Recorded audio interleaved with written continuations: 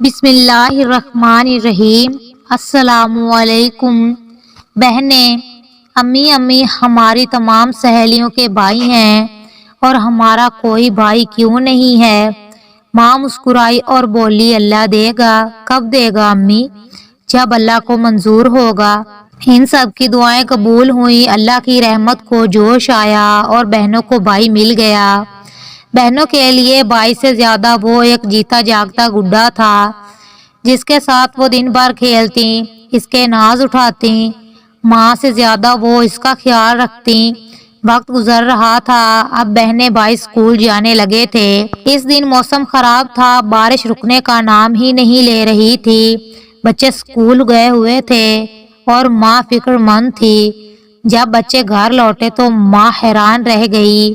بھائی کا لباس خشک تھا، بہنیں پانی میں شرابور نظر آ رہی تھیں۔ ماں کو کچھ پوچھنے کی ضرورت پیش نہیں آئی۔ آپیوں نے مجھے چادر کے سائے میں رکھا، بھائی شوخ آواز میں بولا۔ ماں مسکرائی اور بولی، بہنوں کے اس اثار کو یاد رکھنا بیٹا۔ ماں بہت گہری بات کر گئی تھی، وہ سمجھ نہیں پایا۔ وقت گزر رہا تھا، ہر کوئی شادی شدہ تھا۔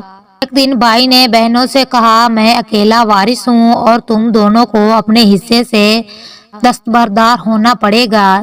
دونوں بہنوں نے ایک دوسرے کی جانب دیکھا اور چپ ہو گئیں۔ کچھ آنسو پلکوں سے چھپکے، مگر اپنے آنسو بھائی سے چھپا لیے۔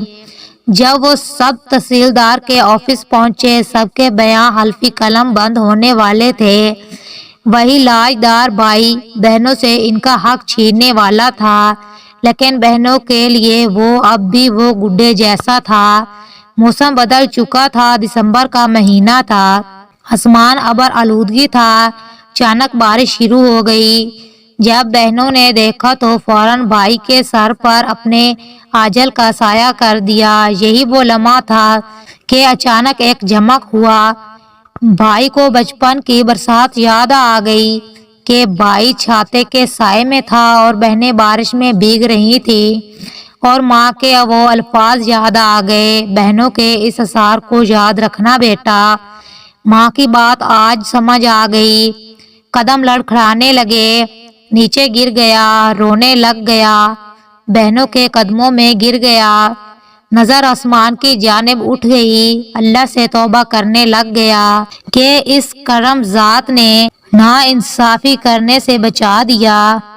اللہ پاک سب کو ہدایت دے۔ مزید ویڈیوز کے لیے ہمارے چینل کو لائک سبسکرائب کریں۔ شکریہ۔